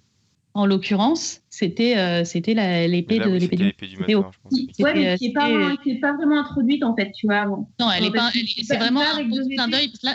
Là, vraiment, c'est un clin d'œil aux fans pour dire, regardez, voilà le prince qui fut promis. Il est né sous l'étoile.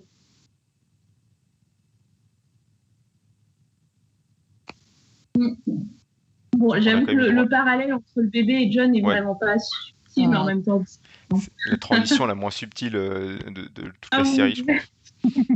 Des fois qu'on n'ait pas compris, vraiment, vite, mettez-moi un grand plan sur lui, qu'on comprenne bien et que limite il manquait le plus les sous-titres, c'est lui. Non, mais il faudrait les Oui, on panneaux. aurait pu mettre des petits panneaux là, des petits trucs Avec des lumineux flèches qui autour. clignotent autour, ouais, je suis assez d'accord.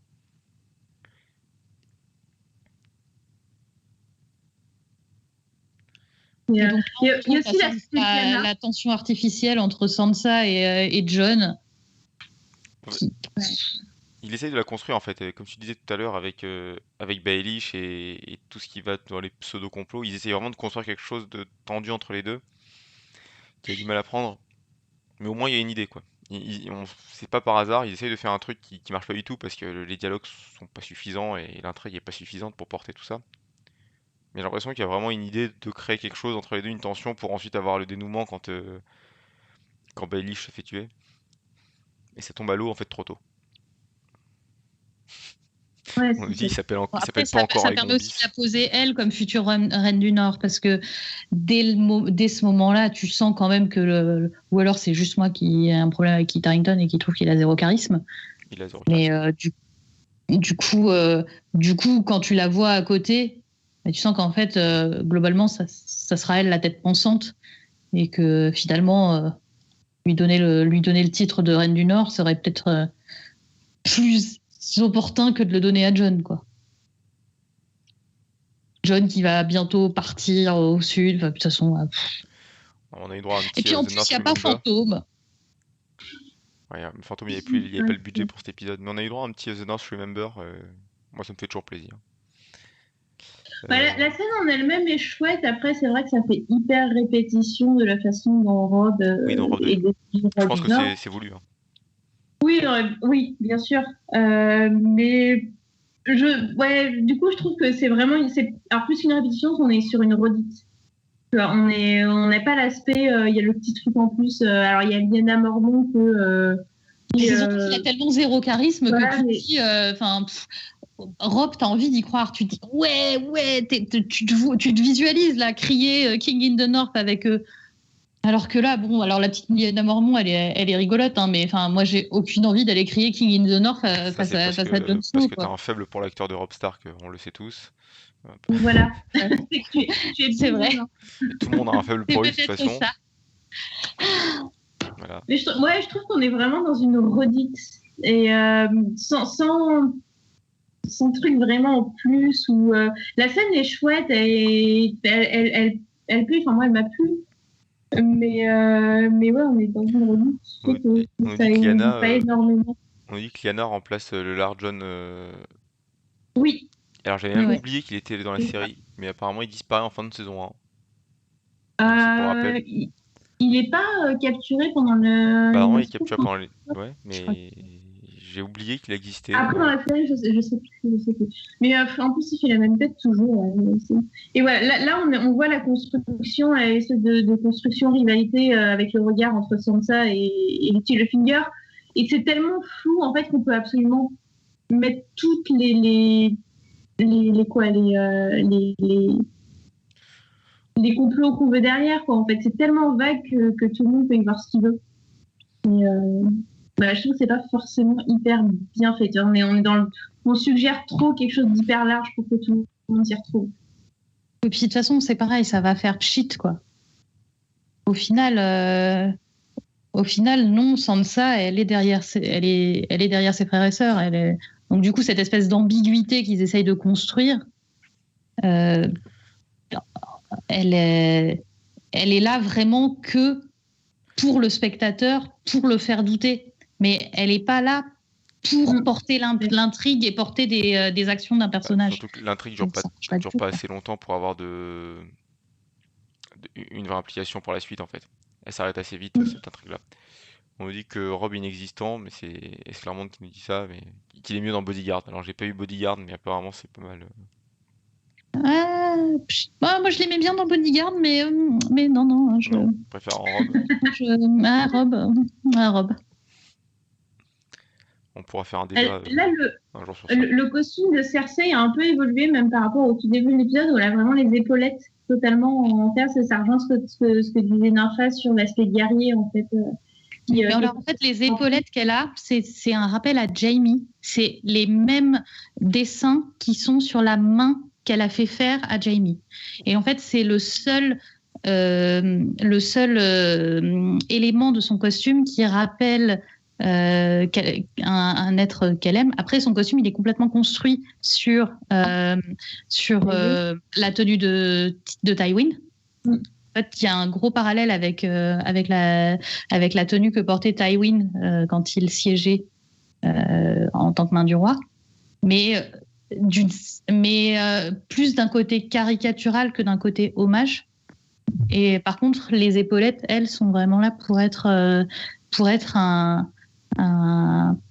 élément de confort qui lui rappelle Jaime. Et au moment où elle se fait couronner, il y a une version de Light of the Seven aussi qui est lancée. Ouais, qui revient. Et en fait, c'est intéressant, c'est parce que dans les saisons d'après, Light of the Seven va vraiment devenir le thème de Sansa. De Cersei. Voilà. On nous dit qu'il y a trop de couronnements dans cet épisode.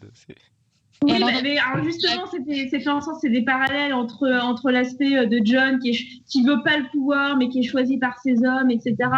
Et Cersei qui tient la ville par la force et en théorisant tout le monde. En fait, c'est vraiment mais avec un niveau de subtilité. Bon.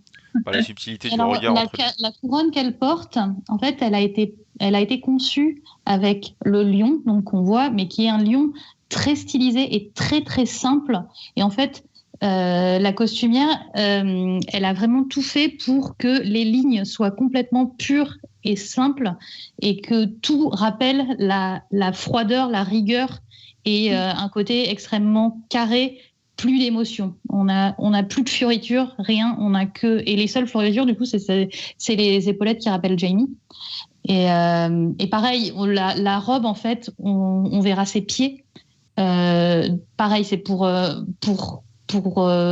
aussi la surélever, montrer qu'elle a du pouvoir. Et tout ça, en fait, c'est marrant parce que Michelle Clapton, donc la costumière, elle a été absente sur l'intégralité de la saison 6, sauf pour ce costume. Et en fait, c'est le costume qu'elle a préféré faire parce que c'est son costume de grand retour. Et du coup, elle y a mis énormément de symbolique. Là, on a un petit 2 minutes pour la musique, en fait, qui est la musique de la Mer des Dragons qui revient juste au moment où on voit la flotte arriver. Et ça fait une transition avec Light of the Seven, juste avant pour le couronnement. T'as typiquement une mise en place là, des trois rois reines qu'on va voir s'affronter dans la saison 7 entre Jon, Cersei et Daenerys. Et ce qui est intéressant, c'est qu'aussi on a une mise en place aussi de leur rapport avec leur peuple, entre guillemets. C'est-à-dire que Jon qui est choisi par son peuple. Et effectivement, dans les saisons d'après, on va voir Jon qui... on retrouve des Nordiens, en fait. La divinité Nordien compte un poil. Cersei qui tient son peuple par la terreur. Et Daenerys, dont le peuple est totalement absent. Voilà, pour le coup, sur la toute dernière scène, on ne voit que des bateaux et l'aspect militaire de Daenerys. Et on voit aussi Varys qui s'est transporté. On voit aussi Varys qui était à Dorne il y a une demi-heure et qui Ah oui, maintenant est sur les bateaux. oui, effectivement. Ouais, bah, le Sur téléport. un bateau. Ben, en même temps, les bateaux, c'est les bateaux c'est les bateaux Martel et les bateaux Tyrell. Hein. Donc du coup, ils ont été hyper rapides pour tout affréter. C'est vrai. Ah, ils sont que 2000 après tout, c'est facile pour faire le trajet. Ouais, ça va, ça On prend dit il y avait un juste. peu du thème Greyjoy, effectivement, j'ai pas eu le temps de le dire, mais Ouais. merci Chris, il y avait un petit peu du thème Greyjoy au début. Ouais, du coup, un épisode qui commence bien, mais un peu longué sur la fin. Il y a des choses à en dire, il y a beaucoup de choses à en dire, mais on sent qu'il faut un peu traîner, en fait, pour essayer de faire monter en tension et aboutir au dernier acte de la série, donc saison 7 et 8. Le dernier plan, il est quand même hyper efficace avec les 3 dragons. Hein. Moi, il est très efficace. Mais de toute façon, les 3 Globalement, dragons, les de toute plans façon, sont dès qu'ils mettent des efficaces. dragons, c'est beau, quoi.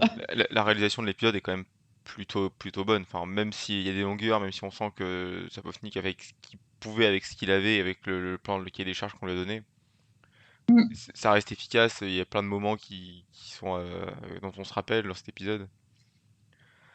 Mais mais non, justement, c'est ça le truc. le problème, c'est que ça commence mal. Le Enfin, ça problème, commence trop c'est fort. qu'on se rappelle du septuaire et on se rappelle plus de la suite. Bah, Enfin, en tout cas, moi, vraiment, j'avais complètement oublié tout le reste. Quoi. Ils ont tellement mal géré leur climax.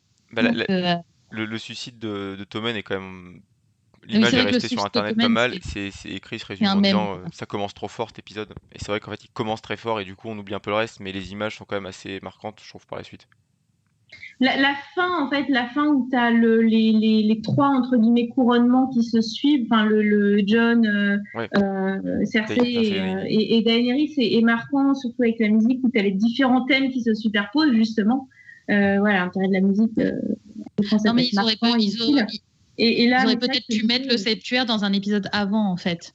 Là, tu sens qu'il y a peut-être eu un découpage d'épisode à épisode qui s'est fait peut-être sans être totalement coordonné. Tu vois, on s'est tapé un épisode interminable de bataille juste avant.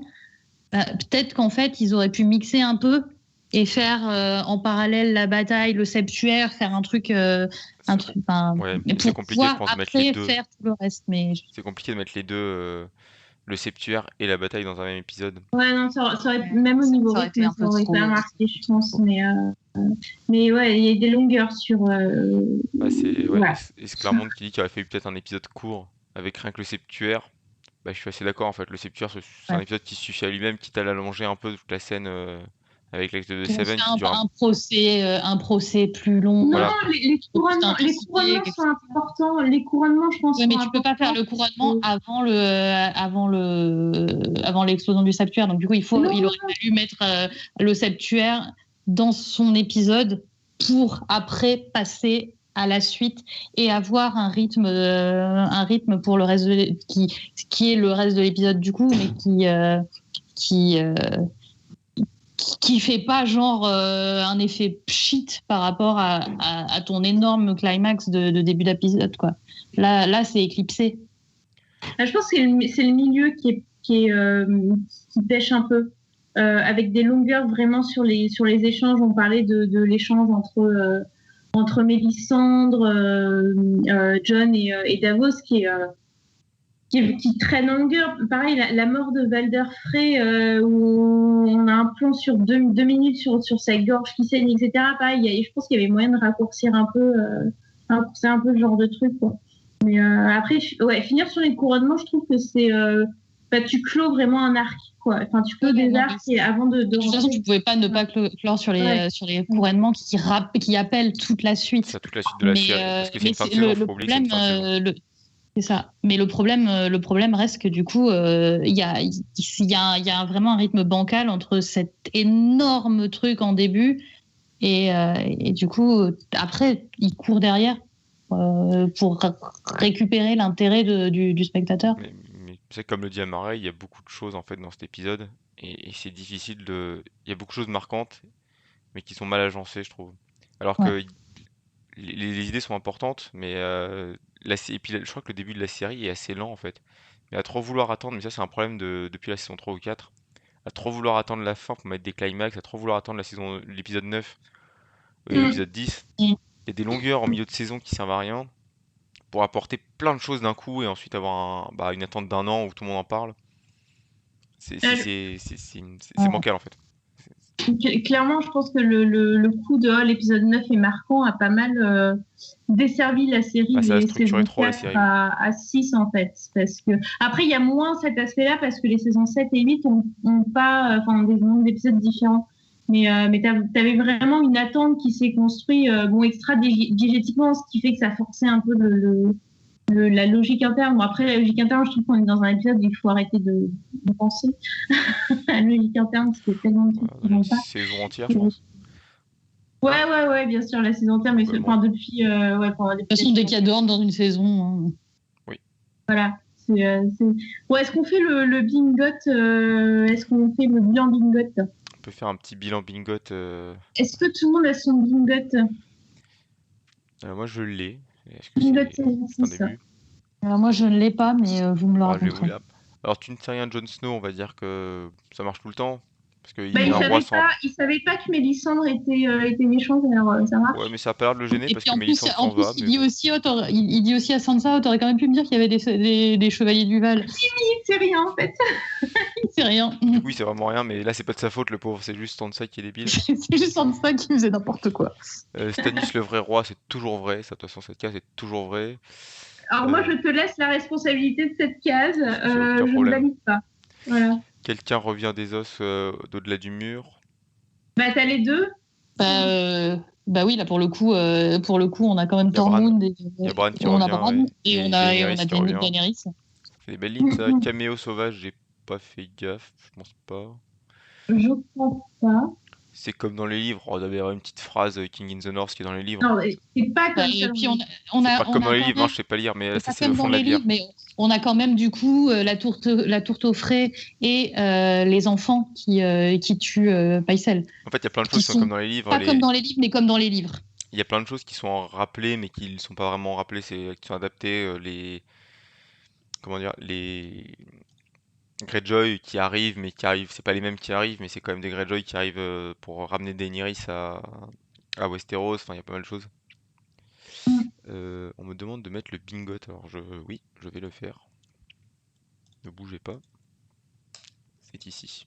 Alors, j'en profite, si jamais vous kiffez Davos et son acteur, pour vous conseiller la série qui s'appelle Domina, qui est une série qui vient de sortir sur je ne sais plus quelle plateforme. C'est une série qui est très courte, qui a 8 épisodes, je crois, où Liam Cunningham joue le rôle d'un père, d'ailleurs, d'un père aimant de sa fille, un peu comme dans Game of Thrones. Donc, il y a une très très chouette série qui est en fait sur la vie de Livy, épouse d'Auguste à l'époque romaine, qui est assez chouette comme série. Et Liam Cunningham fait le rôle du père de Livy. Voilà. Ça se rajoutera sur la longue liste des choses à voir. Ouais, on verra dans 10 ans.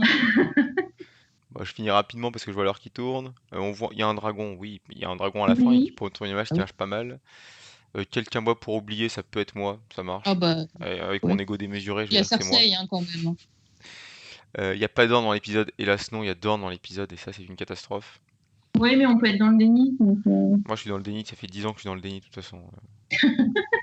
Le scénario kind of forget un truc.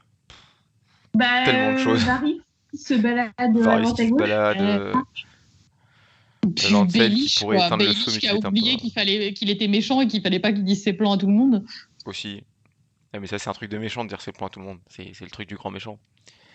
On parle vaguement de la rébellion de Robert avec la tour de la joie. Ouais, la tour de la joie. C'est pas vraiment ça. Jaime, on le voit tellement, évidemment qu'il est classe. Évidemment. Quelqu'un fait un truc stupide, cette case faut l'enlever parce qu'elle est toujours vraie. On entend une devise. Alors un dicton oui, une devise, je suis pas sûr. Winter is coming, non? Oui, il le suggère, mais je suis pas sûr qu'il le dise en fait. Il le suggère, je suis pas sûr qu'il le dise explicitement. La sexposition, au début. Fire and Blood, il y a ce moment fantastique où Varys arrive pour dire Fire and Blood. Effectivement. C'est vrai. L'exposition, oui.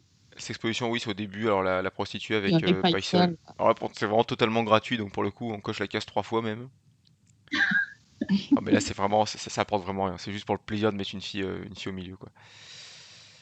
Élagage d'un trait, bah, alors là, Ah bah là, c'est là, plus là c'est l'élagage, bon. là, Là, c'est la déforestation, quoi. Bim Bam Boum, bien sûr. Ouais, je suis désolé, j'ai pas ressorti mon gif Bim Bam Boum. J'aurais beaucoup aimé le faire, mais j'ai oublié. Voilà. Mais avec en plus des personnages qui payent. Enfin, on a arrêté à partir de. Enfin, même avant, mais les personnages payent plus du tout les conséquences de leurs actes. Donc, je pense que ça a vraiment été un des gros points Bah, de chute de la série par rapport la aux saison premières entière, en saisons fait, hein. où on a vraiment des personnages qui font des actes mais qui payent les actions de leurs actes. Là, on s'en fout, tu vois. Ils payent pas si le scénario dit ok, tu payes, mais sinon, on s'en fout, en fait. Bah, on a Voilà. quand même John qui se fait tuer et qui revit. Il a eu un gros rhume. Globalement, il s'en remet en 3 jours, hein. Donc, à partir de Oui, là, ouais, voilà. je veux dire, même un rhume, ça met plus de temps. On a imité personne, mais c'est dommage, on aurait tellement pu le faire. Ouais. ouais. La musique est cool, Ouais. oui. Alors ça, par contre, la musique est Ah vraiment oui, chouette Ouais, et Ramin Djawadi a fait un gros taf sur cet épisode-là. Littlefinger complote, moi ça compte pas, parce que son complot est tout pourri. ouais, je suis Un truc d'accord. mignon, bah il y a les retrouvailles avec Sansa. Ça compte comme mignon. Voilà, on va cocher cette case. Quelqu'un perd la tête? Non. Enfin, Ah, pour une fois. On a un Bah, égorgement Walder, quand même, il à à demi, ah, moitié. quoi. Est-ce qu'on peut à moitié Est-ce que cocher ça compte, quoi? ça compte pas, ça c'est comme Nick quasi sans tête, quoi, il a toujours sa tête. Plus ça va, plus Ozor est aigri avec le bingot, ouais, ça va, c'est pas vrai, ça, je suis pas aigri. Et le trône de fer apparaît à l'écran, oui, bah oui. À la Oui, ça, fin, oui. pour une belle scène Ouais, de couronnement. En fait, ils sont trop faciles, nos bingots. Je On suis sait ce pas qui se passe. aigri, je suis désabusé, ça n'a rien à voir. Non, Oh, on avait si, quasiment toutes les les cases. 15 premières minutes, c'était bien. Voilà, Non, en fait, il y a plein de sur, choses de bien, mais dans un épisode qui est globalement trop long, je pense que ça résume à peu près l'épisode. Il y a des bonnes idées, mais l'épisode ferait 45 minutes ou 40 minutes que ça les aurait forcés à couper plein de choses et on aurait peut-être gagné En en force. rythme. ouais, je pense qu'on perd un peu. Je sais pas. Enfin, qu'est-ce qui a présidé au fait que voilà, on décide de faire 1h10 d'épisode plutôt que 50 minutes ou 1 heure, mais un peu, ouais, tirer Je, un peu, tu vois, je un peu sais la quelque brûle. chose, mais on dit qu'il y avait donc l'acteur qui joue Rob, dont j'ai complètement oublié le nom, en Richard amont. Madden. Comment? Richard Madden. Richard Madden, merci. En amont de Lady Chatterley, mais que c'était complètement oubliable. Oui, j'ai vu ça, j'ai vu la bande-annonce là hyper récemment, et du coup j'étais curieuse, mais uniquement pour lui. Donc, Apparemment, c'était oubliable. Je sais pas ce que ça veut dire, mais c'est pas bon signe. ouais, je sais pas. C'était D'un sur autre côté, il Chéri y a Richard 25, est-ce que c'est Madden. un signe ou pas? C'est sur Chéri 25, c'est vraiment Ah le ouais, bon quand signe. même. Ok, bah je pense qu'on a fait le tour sur cet épisode. Je sais pas si vous avez des remarques, des questions ou des envies de quelque chose qu'on n'a pas dit. Mm. Babar, Nympha. Je crois qu'on a dit beaucoup de choses On a déjà. beaucoup trop dit de choses, surtout on a parlé de Dorn déjà, c'est pas bon ça. Moi je m'en Un remets peu pas. craché. L'épisode de la saison 7 qui devrait être diffusé normalement la semaine prochaine sur notre live, c'est lequel? Ça veut dire que je suis au courant de ce Ah, qui se passe. Chris, Et c'est là où on voit que je suis pas du tout préparé et que je fais totalement au hasard ces lives. on appelle à Chris dans le chat pour nous dire quel est le prochain épisode qu'on Alors, regarde. pitié non, Est-ce pas que c'est le... On nous dit Suicide Ouais, Squad, pitié pas Ah ça non, quoi. la Suicide Squad, Non, là parce il que faudra vraiment beaucoup d'alcool, hein. pas Suicide Squad. Chris, merci Chris, c'est Ah, les butins de guerre. Les butins de guerre avec Ah Jaime qui bah, charge toi, je crois dans que l'eau. c'est l'une des seules batailles que j'ai vraiment appréciées dans la série. On va pas tout spoiler maintenant, mais il y a pas mal de choses à dire ouais, sur cet épisode-là. ouais, Ouais. chouette, Ouais, c'est bien rendu. Ouais. Bon bah voilà, on va parler de ton il y avait quand tout même ça des plus trucs tard. pourris quand même dans cette bataille aussi. Bon, bref, On en parlera après. on verra la semaine prochaine. Faut débrancher les cerveaux. De toute façon, à partir de maintenant, il faut débrancher les cerveaux de pas mal de choses. Ouais. Enfin, de l'aspect scénaristique, purement scénaristique, parce qu'il y a encore énormément de choses à dire, même sur les aspects comment dire, de réalisation, de composition des plans, d'évolution des personnages, des costumes, des décors, etc. Sur l'aspect scénaristique, c'est purement scénaristique, c'est un peu plus difficile. Voilà. Bon, on va s'arrêter là-dessus sur un bon résumé des 4 dernières saisons, je pense. Faites les stocks d'alcool, même si boire c'est mal, mais va falloir pour le prochain épisode. Et puis on vous tient au courant sur les réseaux, le blog et tout ce qui va bien pour la date et l'heure du prochain live. Ouais, il ne reste plus qu'à dire au revoir. Et puis bah du coup à la semaine prochaine. Au revoir tout le monde. Merci. Bisous.